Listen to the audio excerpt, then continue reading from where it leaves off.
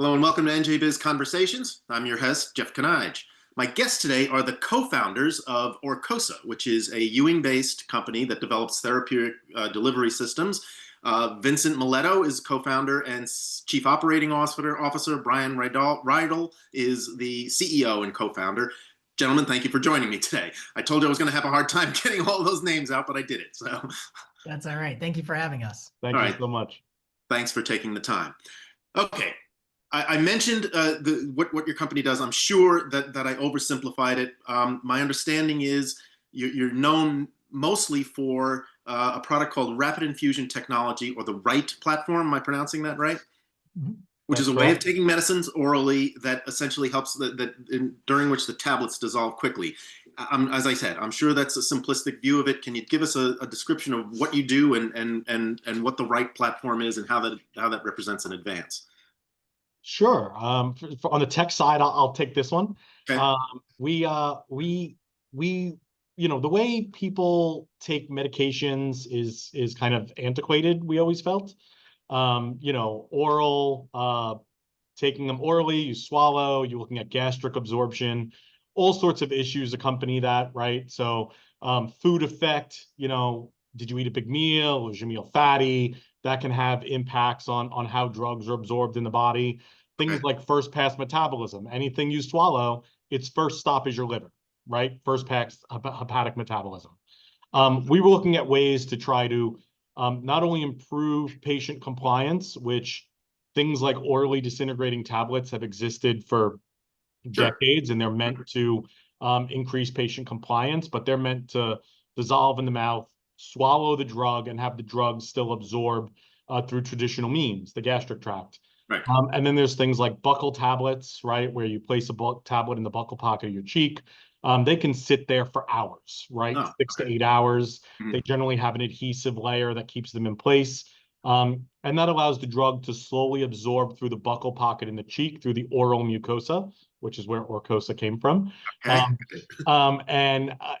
Improve how drugs are absorbed. So to bypass first pass hepatic metabolism, bypass food effect. We look to try to come up with a new way to deliver medication orally that kind of was a marriage of those two technologies.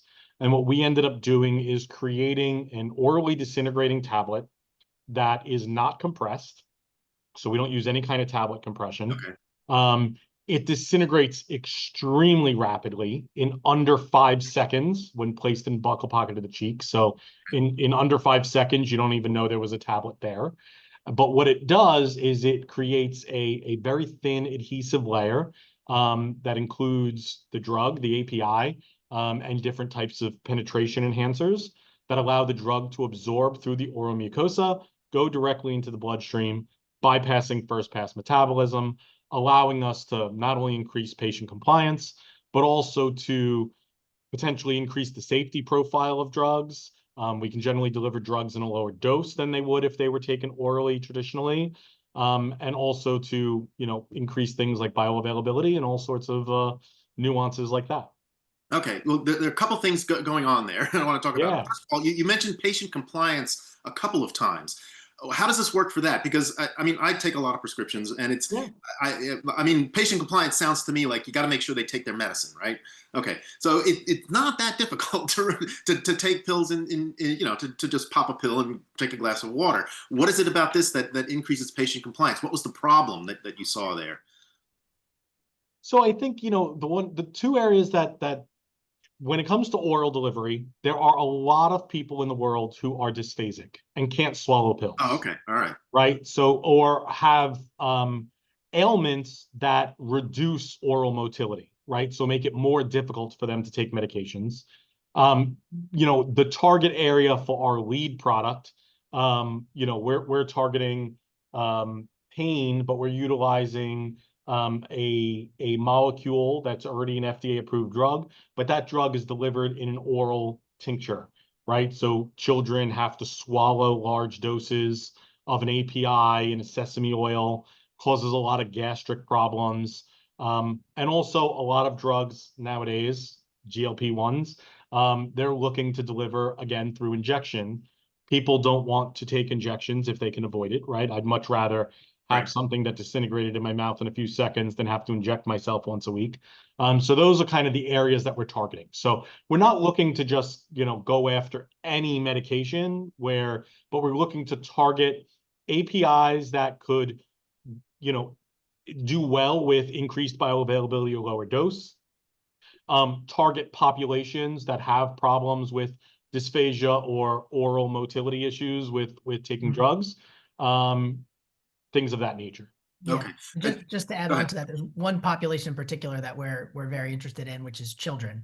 And so I have 2 young children, just about to be 2 and 5, and trying to get medication into them is like trying to dose an alley cat. And so you pretty much have to use these oral suspensions that they fight, they can push out of their mouth. And then as a parent, you're not sure if they got the amount of medicine, if it's going to work, you have to wait hours, and it can be very, very difficult, very stressful for everybody. So having a little tablet that you can just get in there that, is almost like a treat to them, that just disintegrates very quickly, they can't reject it, is pretty useful as a parent of young children.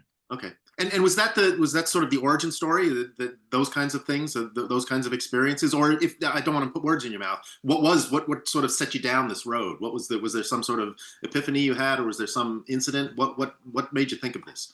Yeah, that's part of it. Yeah, Vinny, I can take this one if you want. Yeah, that's part of it. I mean, we had lots of experience. Vinny comes from contract manufacturing world, so he's worked with every single type of delivery, technology and drug technology that you can imagine.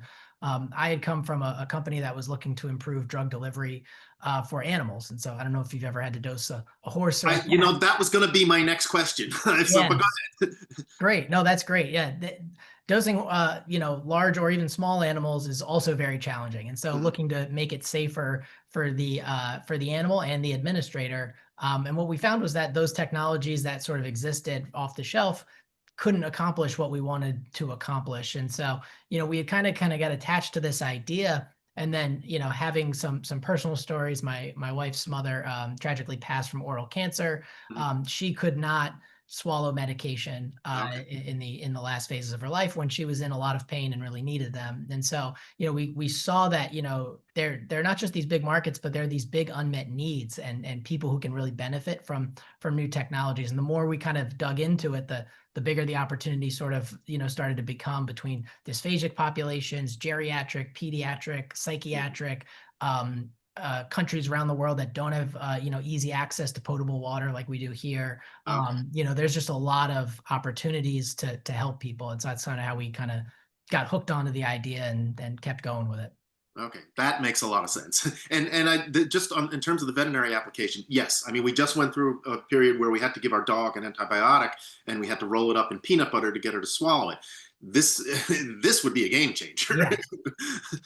It's great. It's absolutely great. It's fantastic for dogs. We've dosed dogs in non-clinical trials here at the company. They like the tablets. It works very well, and so it doesn't take that long either. I mean, you put it and it's done. They don't have to worry. Yeah, the tablet itself is only about the size of a US dime. It's maybe the size of 2 dimes stacked together as far as thickness. So it's almost imperceptible when you place it in either a child or an animal's oral pocket. And it disintegrates so rapidly that it doesn't allow for the medication to be rejected by really anyone, right? It's almost instantaneous how quickly it starts to break down and really adhere to that oral lining. Okay, interesting. All right, and is there could this be potentially applied to any sort of medication, or are there sort of limits in the kinds of compounds or chemical makeups that yeah, I mean, we need to generally look at compounds on a case-by-case basis, but we have already formulated well over a dozen compounds. The other unique thing about us for a company our size is that we do everything in-house. So we do not contract out any manufacturing. We have a full CGMP laboratory here outside Princeton in Ewing, New Jersey. We have a full scientific and engineering staff on site. We do all the research and development and clinical supply in-house in our own shop.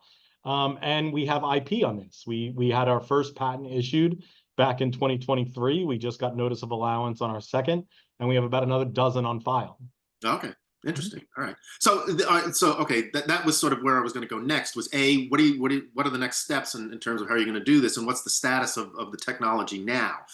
It's my just from what I've been able to read, you're still basically in trials, so it's not widely available yet. Where are you in that sort of continuum?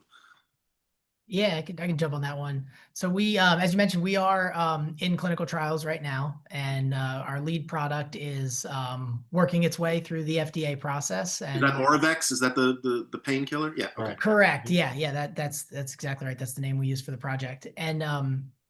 And so it is, you know, it's not available to the public yet. But with some luck and a lot of hard work, we hope to have that, you know, available to the public in the next few years. And then we're working to build out a suite of products that are complementary to that you know, improve the safety and efficacy of existing drugs, and hopefully those will be widely available in the next few years as well. Okay. All right. Well, I was going to then ask about the size of the potential market. It sounds like it's almost unlimited. I mean, if you're talking about both humans and veterinary, I'm imagining you're envisioning a fairly large market here.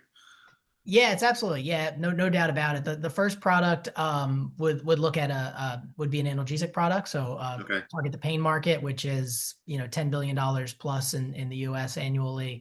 And then as you mentioned, having so many applications on a product by product basis, it adds up very quickly. But no doubt about it, it's the sky's the limit.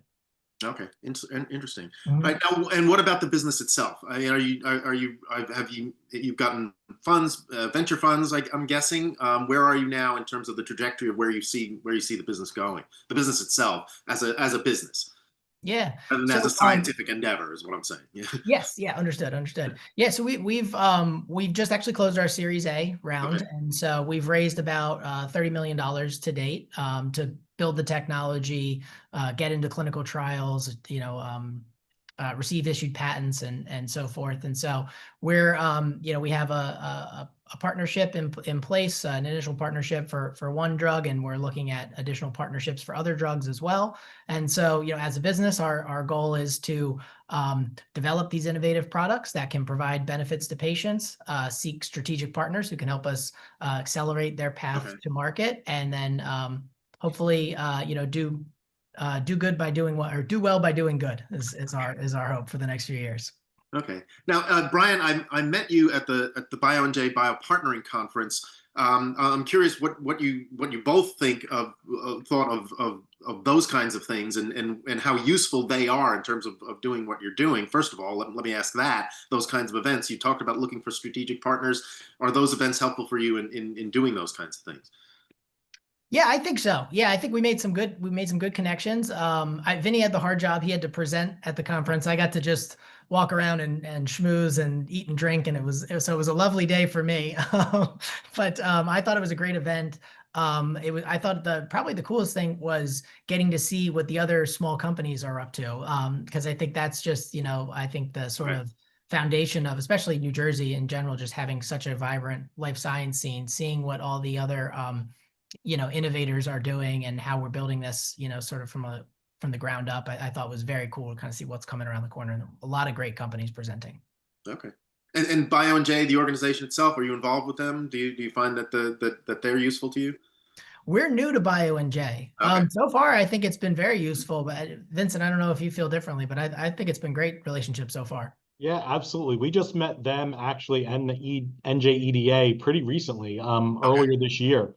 So we had met them and gotten introduced to them through JPM, who I know is a host for the BioNJ conference. Yeah. And then, you know, we've kind of been building our relationship with them kind of fast and furious. We've hosted a few of the NJEDA people here at our facility, given them a tour. You know, when they came to see us, they were like, "Oh, BioNJ, you know, applications are closing in a few weeks." So we quickly rushed and tried to get an application in order to be able to present, and we were accepted, and it's been very exciting. Okay. Well, given that you're saying that you're doing everything in-house, I imagine the Economic Development Authority was pretty excited to meet you guys, yes? I mean, because this is right up their alley. I mean, yeah, absolutely. They'd love to hear all this kind of and you stuff. know, we're looking to do to support New Jersey, we're looking to bring manufacturing, especially pharmaceutical manufacturing, here in the U.S. We pretty much have an almost completely onshore supply chain for our entire process. All of our equipment is manufactured in the U.S., custom for us. So we're really kind of trying to bolster kind of our footprint here in New Jersey, and it's been good to us so far. Okay, well, sounds like that was going to be my question, was how it is doing business in New Jersey. It sounds like you're here to stay. Yeah, it's been well. I think we're here to stay. We have a really good relationship with Ewing Township as well. Okay. We've hosted the mayor here as well. We use our facility for events for the township sometimes. I sit on the mayor's emergency management committee. Excuse me. So we're very ingrained kind of in our local politics and our local township, and just trying to have a better presence here in New Jersey, not only for us but for the community as well. All right. Well, again, that's going to be music to the ears to all the boosters, the state's boosters. So finally, before I let you go, what do you think? What can we expect? Is there anything on the horizon? Any announcements that we can expect? Or what's the next thing we should be looking for from your company? Yeah, well, so we're moving through the FDA process, Okay. and hopefully you'll hear some big news from us we'll call it in the next 6 to 12 months, and start to become more of a household name, certainly here in New Jersey. Okay. Well, I hope you come back when you do have some news for us, and let us know how that's going. Absolutely, we'll come give you the scoop. Okay, Bryan Ridall and Vincent Mileto, co-founders of Orcosa. Thanks for joining me today. I appreciate it. Thank you so much, Jeffrey. Thank you, Jeff. Have a great day. And thank you all for watching. Until next time, stay safe.